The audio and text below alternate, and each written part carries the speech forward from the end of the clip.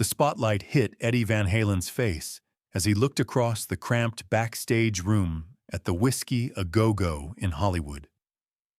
It was March 1978, and Eddie had just finished a blistering set that had the entire club buzzing.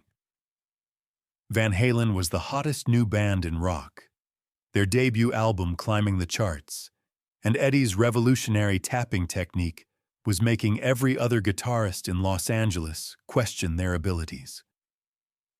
He was 23 years old, cocky, and convinced he'd reinvented the electric guitar.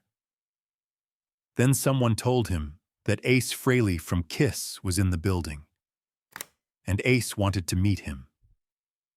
What happened in the next 45 minutes would haunt Eddie Van Halen for the rest of his career, make him completely rethink his approach to the guitar, and prove that the man behind the Silver Space Ace makeup was hiding something far more dangerous than anyone in the rock world had imagined.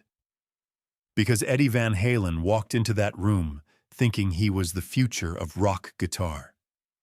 He walked out knowing that Ace Frehley had been playing a game nobody else understood. The late 70s were a strange time for rock music. Kiss was already massive, selling out arenas, their faces on lunchboxes and comic books, their concerts featuring pyrotechnics that could be seen from space. They represented everything that punk rockers hated about stadium rock. The spectacle, the merchandising, the cartoon characters instead of real musicians. And Ace Frehley, the Space Ace, seemed like the most manufactured of them all. The silver makeup, the smoking guitar, the spaceman costume. Critics dismissed him as a gimmick, a guy who looked cool but couldn't really play. Eddie Van Halen had bought into that narrative. He'd told friends that Kiss was all show and no substance, that any real guitarist could play circles around those guys. His own playing was so technically advanced, so revolutionary, that he'd started to believe his own press. The tapping technique he'd pioneered, hammering notes with his right hand on the fretboard instead of just picking them, had opened up possibilities that seemed impossible just a year earlier.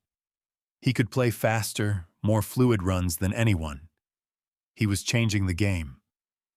So when his manager told him that Ace Frehley had come to the show and wanted to say hello, Eddie's first reaction was amusement. Sure, he'd meet the guy. Maybe give him some pointers. Maybe show him how real guitarists played in 1978. The backstage area at the Whiskey was tiny, nothing like the sprawling complexes that Kiss was used to. Eddie found Ace in a corner, sitting on an equipment case, wearing jeans and a leather jacket, no makeup, no costume. Just Paul Daniel Frehley from the Bronx, holding a beat-up Gibson Les Paul that looked like it had survived a war.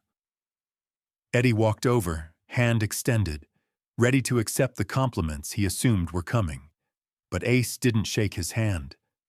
Not right away. Instead, he looked up at Eddie with those dark eyes that had seen a lot more of rock and roll's underbelly than Eddie had, and said something that made the room go quiet. "Nice show, kid. You've got fast hands, but you're playing the guitar all wrong." Eddie froze. Behind him, his bandmates, David Lee Roth and the others, stopped talking. Nobody spoke to Eddie Van Halen like that. Not in 1978, not when he was revolutionizing the instrument. Eddie forced a laugh. "What are you talking about?" Ace stood up, and even though he wasn't a big man, there was something in his presence that made him seem larger. Maybe it was the years of playing to 100,000-seat stadiums. Maybe it was something else. "You're playing to impress other guitarists," Ace said quietly. "All that tapping, all those fast runs, they're impressive. But you're not playing for the song. You're playing to show off, and that's the difference between a guitar player and a musician." The insult hung in the air like smoke. Eddie felt his face getting hot. That's rich coming from a guy who sets his guitar on fire and pretends to be from outer space. Ace smiled, but it wasn't a friendly smile. You think that's all I do? You think I've been playing stadiums for 5 years because of a gimmick? He held up his Les Paul. Tell you what, Eddie, I'll make you a bet. We both play the same song, any song you want. You play it your way, all that fancy technical stuff. Then I'll play it my way. And we'll let your crew decide who actually served the music better. There was a guitar amplifier in the corner, a small practice amp that the opening band had left behind. Eddie looked at it, then at Ace, then at his bandmates. David Lee Roth was grinning, always up for drama. Alex Van Halen, Eddie's brother, looked concerned. He'd been around long enough to know that Ace Frehley hadn't gotten to where he was by accident. Eddie heard himself saying, "Fine, we'll play Cold Gin." It was one of Kiss's own songs, an Ace Frehley composition that Eddie had always thought was simple, maybe even simplistic. 3 chords, a basic riff, nothing that would challenge a real guitarist. If he could outplay Ace on his own song, in front of witnesses, it would be the ultimate validation. Ace nodded slowly. "Good choice, you go first." Eddie plugged into the practice amp, adjusted the settings to get as much gain as he could from the small speaker, and launched into Cold Gin. He played it the way he played everything in 1978, faster than the original, adding tapped harmonics, throwing in little runs between the chord changes, turning the simple blues-based riff into a showcase for technical ability. His fingers flew across the fretboard, finding notes that weren't in the original song, adding complexity wherever there was space. When he finished, there was applause from his crew. Eddie unplugged, feeling satisfied, and handed the cable to Ace. Ace plugged in his battered Les Paul. He didn't adjust any settings on the amp. He just stood there for a moment, eyes closed, and then he started to play. The difference was immediate. Ace played Cold Gin exactly the way he'd written it. Simple, direct, no showing off. But what came out of that tiny practice amplifier didn't sound simple at all. It sounded huge. Every note had weight. Every bend had emotion. The space between the notes seemed as important as the notes themselves. Ace's vibrato, that slight wobble he added to sustained notes, gave each one a voice, made each one mean something, and his timing, the way he laid slightly behind the beat, created a groove that made everyone in the room start nodding their heads without realizing it. Eddie had played the song faster. Ace played it better. When Ace finished, the room was silent for a different reason than when Eddie had finished. This wasn't polite applause silence. This was the silence of people who just witnessed something they didn't know how to articulate. Ace opened his eyes and looked at Eddie. "You want to know the secret?" Eddie, his ego bruised but his musical mind curious despite himself, nodded. "Touch," Ace said simply. "The way you make the string move. Most guitarists think it's about speed or complexity, or how many notes you can fit into a measure. But guitar is a physical instrument. The way you touch the string, the pressure you apply, the angle of your pick, the way you bend and release, that's what creates emotion. That's what makes people feel something." He held up his right hand, showing Eddie his fingertips. They were scarred and calloused from years of playing without a pick for certain passages, from bending strings until they almost broke. I learned this from the old blues players, guys who played in Chicago bars before any of us were born. They knew that the guitar is almost a living thing. You don't attack it. You make love to it. Every note is a conversation between you and the wood and the strings and the amplifier and the audience. And if you're just showing off, the guitar knows. The audience knows. The song knows. Eddie wanted to argue, wanted to defend his revolutionary technique. But something in what Ace was saying resonated with a part of his musical soul that he'd been ignoring. He thought about his own favorite guitarists, Eric Clapton, Jimmy Page, Jeff Beck. They didn't play as fast as Eddie could, but when they played a single note, you felt it in your chest. Ace wasn't done. You know why Gene Simmons and Paul Stanley let me do whatever I want in Kiss? Eddie shook his head.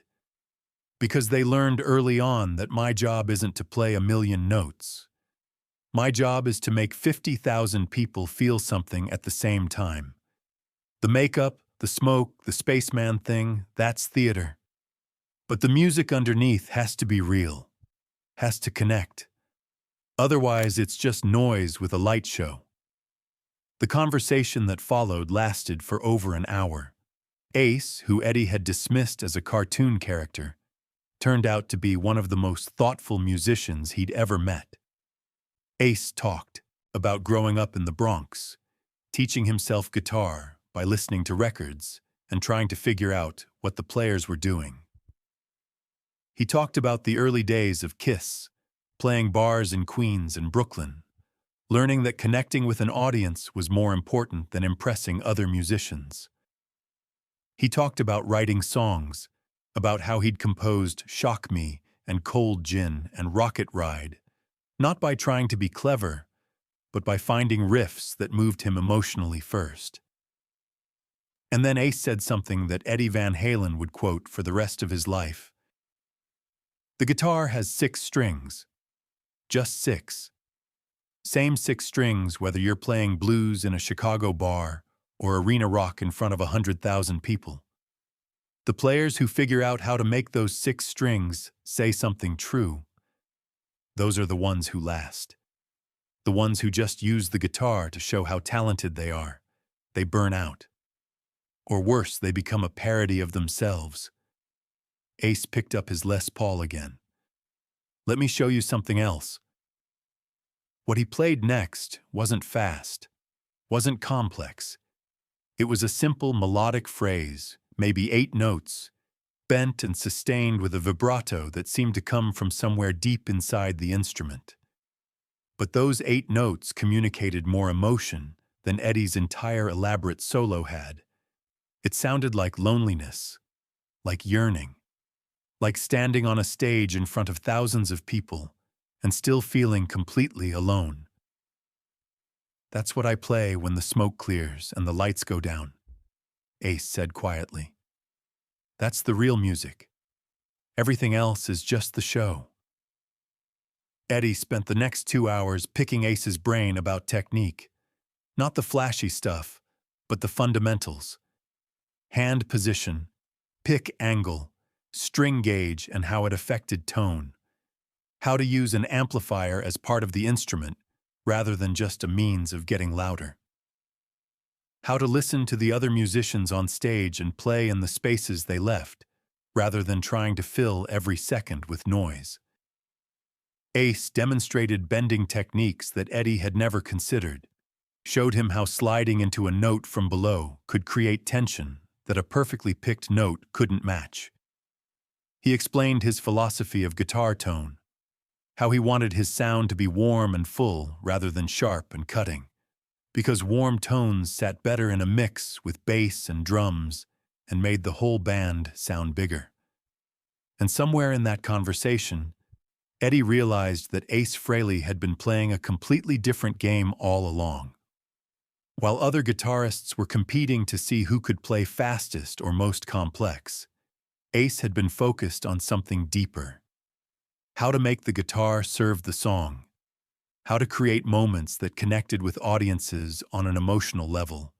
How to be part of something larger than himself. The Space Ace character, the makeup, the smoking guitar, all of it was designed to enhance the experience for the audience. But underneath the costume was a serious musician who'd spent years honing his craft, not to impress other players, but to move human hearts. As the night wound down and Kiss's tour manager came to collect Ace for their next commitment, Eddie asked him one more question. "Why did you come here tonight? Why did you want to meet me?" Ace looked at him for a long moment. "Because I heard your album. I heard what you're doing with tapping and harmonics, and it's revolutionary. You're going to change how people think about guitar. But I wanted to make sure you didn't forget the fundamentals, because all the technique in the world doesn't mean anything if you lose touch with why we play music in the first place. We play to make people feel something, to connect, to create moments that people remember for the rest of their lives." He put a hand on Eddie's shoulder. "You've got the talent to be one of the greatest ever. Just remember that the greatest guitarists aren't the ones who can play the most notes. They're the ones whose notes you remember long after the song is over." Then Ace Frehley walked out of the Whiskey A Go-Go and into the Los Angeles night, leaving Eddie Van Halen standing in a backstage room, holding his guitar, thinking about everything he thought he knew. What happened after that night became the stuff of legend in its own right. Eddie Van Halen went on to become one of the most influential guitarists in rock history. And yes, his technical innovations changed the instrument forever. But if you listen carefully to Van Halen's later work, you can hear the influence of that conversation with Ace Frehley. The solo in Love Walks In from the 1984 album, slow and melodic and emotional. The spacious, blues-influenced playing on When It's Love. The way Eddie started leaving more room in his solos, letting notes breathe, using silence as effectively as sound. In interviews throughout the 80s and 90s, Eddie would sometimes talk about the importance of touch and feel, about how the fastest guitarist isn't always the best guitarist. And when pressed, he'd mention a conversation he'd had with Ace Frehley in 1978 that changed his perspective on what the guitar was supposed to do. Ace, for his part, never talked publicly about that night.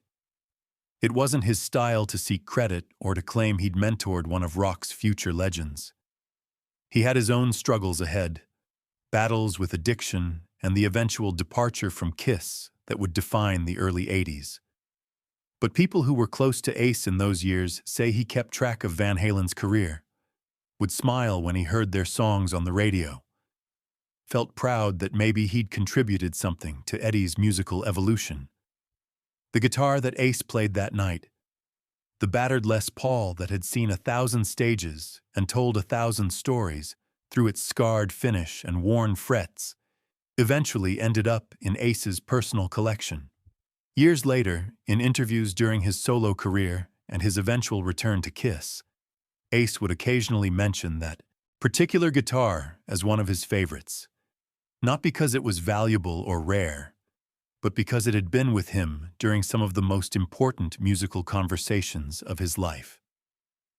The story of what happened at the Whiskey A Go-Go spread through the Los Angeles music scene, though details got embellished and exaggerated over time.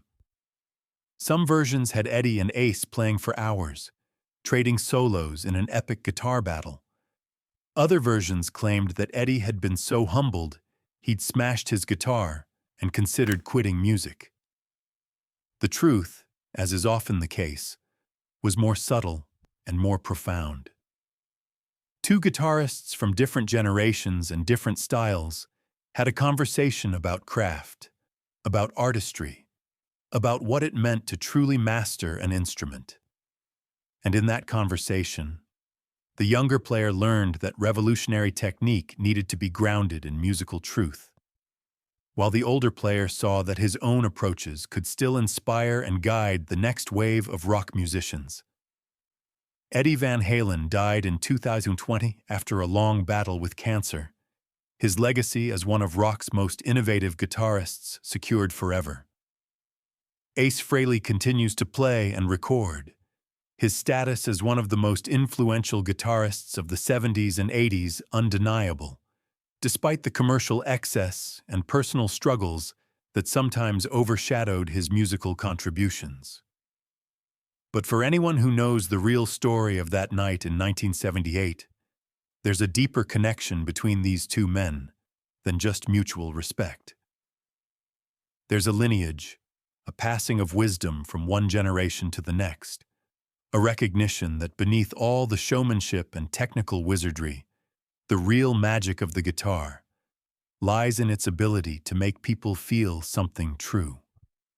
The Les Paul guitar has 6 strings, and both Eddie Van Halen and Ace Frehley found ways to make those 6 strings speak truths that transcended style or era or technical approach.